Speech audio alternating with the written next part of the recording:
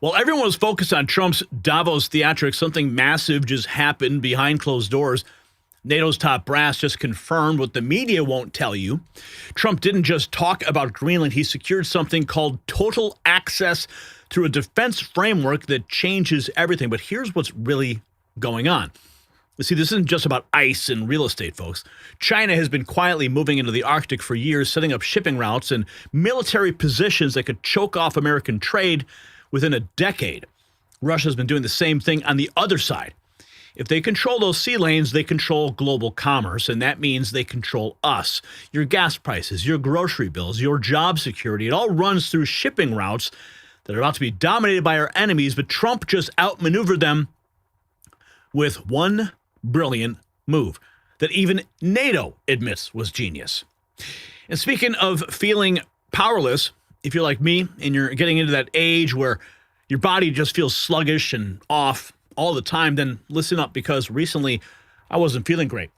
I decided to call my friend, Dr. Josh, for some help. I told him what was going on, and his response, it kind of shocked me. He said, most of us are walking around with livers that are completely overwhelmed by toxins, and when your liver can't keep up, everything else starts breaking down. And that's why I started using Up Wellness Ultra Liver. It's specifically designed to help your liver process all the junk that we're exposed to daily. Just like Trump's cleaning house in Washington, you need to clean house in your body. Go to the website, tryultraliver.com. Make sure you use code NNN for the exclusive viewer discounts. But here is the kicker. NATO Secretary General Mark Rutte just went on record saying Trump was absolutely right about Arctic defense. The same globalists who spent years calling Trump crazy are now admitting he saw the threat coming years before they did. Even more interesting, when directly asked about Greenland's ownership, he suddenly went quiet. You see, that's not an accident, folks. We're going to get into all of this here in this segment. Here is President Trump talking about Greenland. There's no way to live, yeah. Just back to Greenland. Can you elaborate more on we're trying to understand what exactly the concept is here. Is the U.S. going to actually take ownership of it? We'll have something in 2 weeks.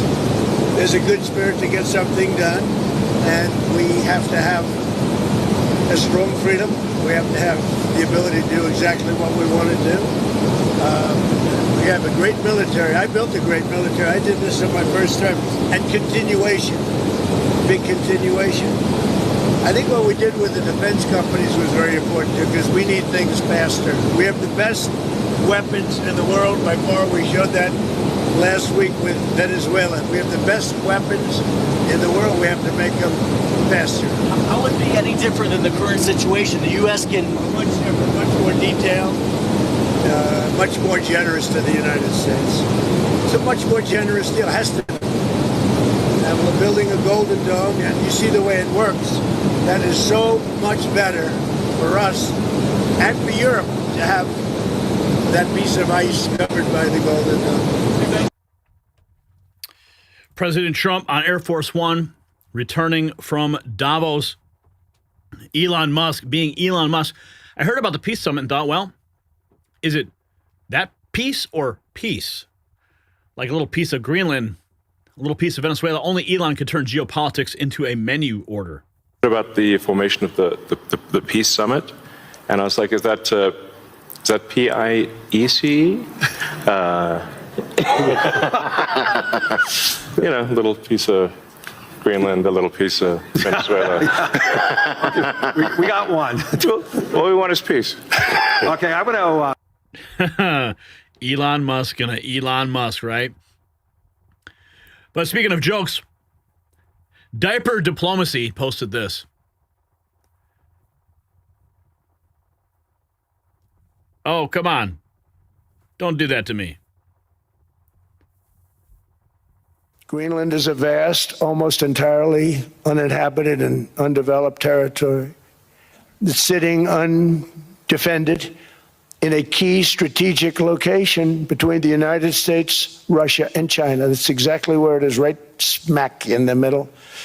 Wasn't important nearly when we gave it back. When we gave it back, wasn't the same as it is now. It's not important for any other reason, everyone talks about the minerals. There's so many there's no rare earth, no such thing as rare earth. There's rare processing, but there's so much rare earth. And to get to this rare earth, you got to go through hundreds of feet of ice. That's not the reason we need it. We need it for strategic national security and international security. This enormous unsecured island is actually part of North America, on the northern frontier of the Western Hemisphere. That's our territory. It is therefore a core national security interest of the United States of America. And in fact, it's been our policy for hundreds of years to prevent outside threats from entering our hemisphere, and we've done it very successfully. We've never been stronger than we are now. That's why American presidents have sought to purchase Greenland for nearly 2 centuries. For 2 centuries they've been trying to do it.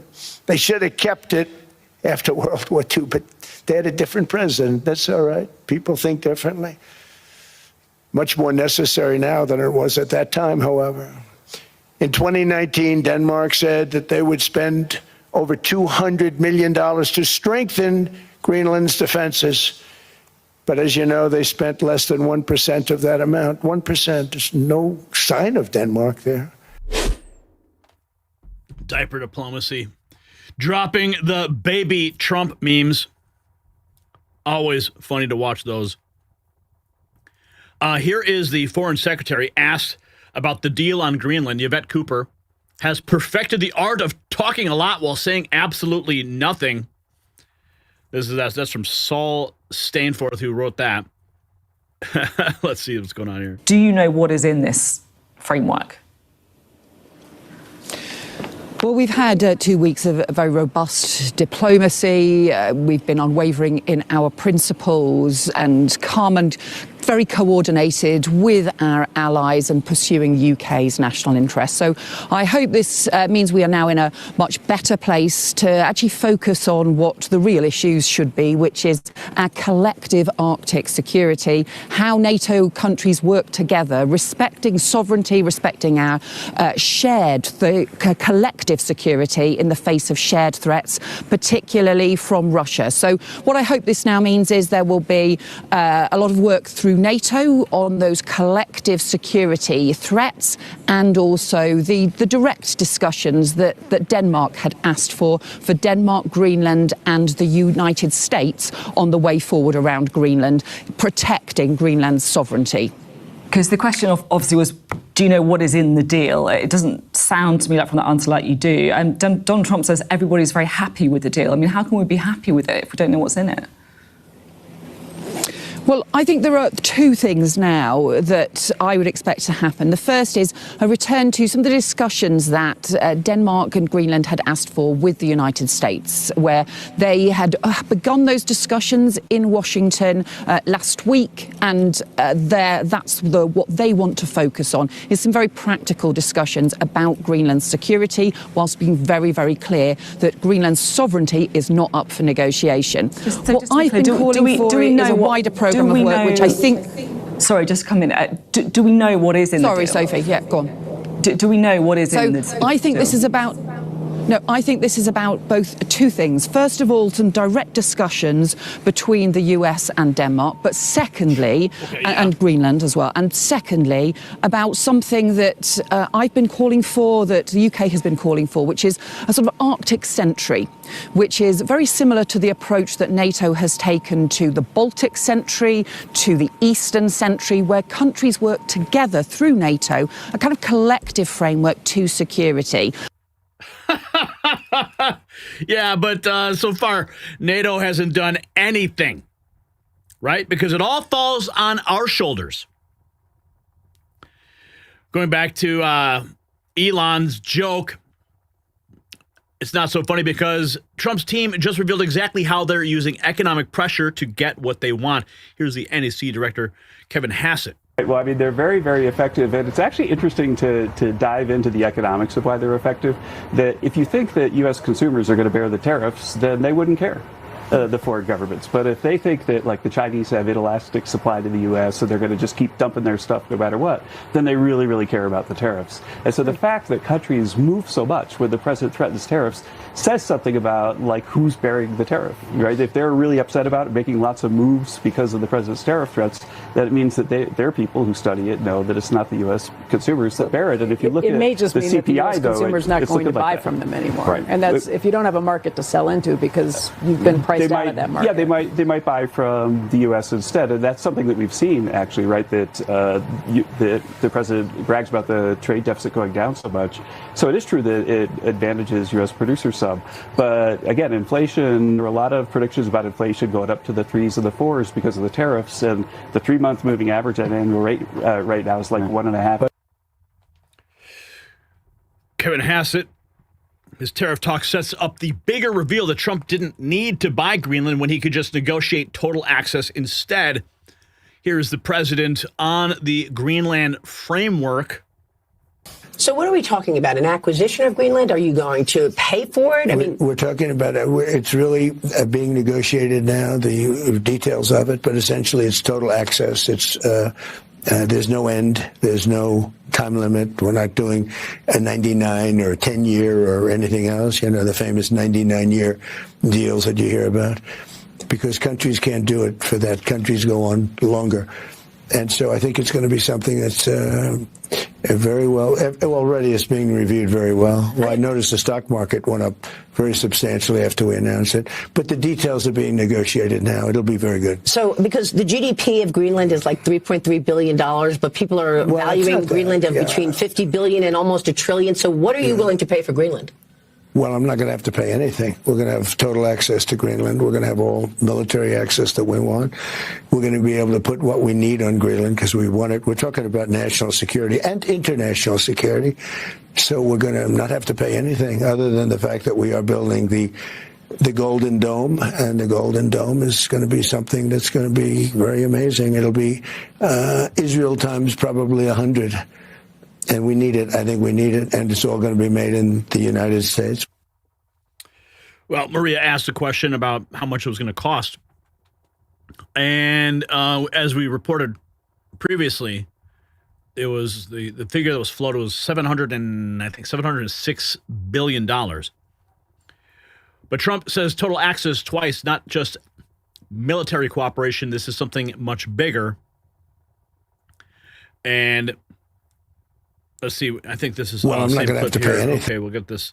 Trump keeps emphasizing total access and no payment, but wait until you hear Greenland's role in his master defense plan. But in the meantime, we're getting everything we wanted: total security, total access to everything, have as many bases, have all the equipment that we want. And very importantly, you know, we're building the Golden Dome, we call it. It was called the Iron Dome, somehow the Golden Dome. Oops. But in the meantime, we're getting everything we wanted: total security, total access to everything, have as many bases, have all the equipment that we want. And very importantly, you know, we're building the Golden Dome, we call it. It was called the Iron Dome. Somehow the Golden Dome sounded a little bit better. The Golden Dome defense system explains everything. Greenland is not just strategic, it's the key choke point where threats get neutralized.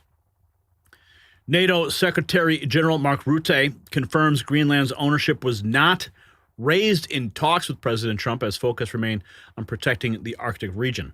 Expanding maybe U.S. military presence, but what I don't hear is Greenland still under the Kingdom of Denmark in this framework deal? That issue did not come up anymore in my conversations tonight with the president. He very much focused on what do we need to do to make sure that that huge Arctic region, where change is taking place at the moment, where the Chinese and Russians are more and more active, how we can protect that. That was really the focus of our discussions. Right, and obviously there's the energy. So are we going to be securing it? NATO Secretary General trying to downplay ownership talk. But watch what happens when he's forced to admit Trump's Arctic strategy is absolutely right. NATO Secretary General Mark Rutte stuns the world, says President Trump is right. We must defend the Arctic and Greenland from China and Russia. So statements from me will not add anything here. And when it comes to the Arctic, I think President Trump is right. Other leaders in NATO are right. We need to defend the Arctic. We know that the sea lanes are opening up. We know that China and Russia are increasingly active in the Arctic. There are 8 countries bordering on the Arctic. 7 are a member of NATO. That's Finland and Sweden and Norway and Denmark, Iceland, Canada and the US. And there's only 1 country bordering on the Arctic outside NATO, and that's Russia. And I would argue there is a 9th country, which is China, which is increasingly active in the Arctic region. So President Trump and other leaders are right. We have to do more there. We have to protect the Arctic against Russian and Chinese influence. And that's exactly what NATO ambassadors decided to do in September. We are working on that, making sure that collectively will we defend the Arctic region. He gave Trump the biggest international endorsement possible. Watch how Trump's allies are celebrating this diplomatic victory. Carrie Lake says, I loved watching President Trump storm into the Lions Den at Davos and tame the globalists, making zero apologies for America first. He reminded them, we're the engine of the world economy, guardians of freedom, and the only ones who can truly keep them safe. Check this out. Joining us now to discuss the president's America First message and agenda as he met with the global elites in Davos. She's the head of the United States Agency for Global Media and our friend, Carrie Lake, back on the program. Carrie, so nice to see you. Out of the gate, what do you think of the boss's job over there? Well, I want to watch it on just a loop. I think I could watch it like 10 times. I love watching him march into the belly of the beast and tame the globalists, which is what he did again. He didn't go in to cower down to these people who have pushed an agenda that's been ruinous to not only their countries individually, but to citizens around the globe. He went in to show them what it means to be America first, to put your country first, and remind them that it is America that drives the engine of not just our economy, but every economy around the globe. Mm-hmm. We are the ones that protect them. America has been the country that has been protecting these globalists and protecting these nations in the EU. And I think that the citizens of all of the various European nations were probably watching this, cheering on President Trump and wishing they had somebody with a backbone who actually loved his people and cared about his people like President Trump does. The Greenland thing was just the cherry on top, that he comes out of that and says, well, we pretty much have the framework of the deal done. I love a man who gets things done, and President Trump gets things done in record time. He got the whole world talking about Greenland, and he's right. We're the only ones who can truly keep the world safe, and we need Greenland to do that. I'm glad these people finally came to their senses, Dan. They finally came to their senses. Because what Trump actually secured wasn't ownership of Greenland. It was something much smarter. Total military access through a defense framework that gives America everything we need without the political mess of changing borders. China and Russia just got checkmated, and they don't even realize it yet. Now, Trump didn't just march into Davos and lecture the globalists. He outplayed them at their own game. While they were focused on his rhetoric, he was securing America's future in the Arctic. The man they called unstable just pulled off one of the most sophisticated geopolitical moves in decades. China's Belt and Road Initiative through the Arctic, dead on arrival. Russia's northern shipping dominance, game over. And the best part? He did it so smoothly that even his enemies are praising him for it. Do you think that Trump's Arctic strategy will be his greatest foreign policy victory? Check out the Next News merch shop and let me know what you think in the comments. The system controls information. Information control is power. I want you to see this. The truth only survives together. They don't want this shared. Share this now.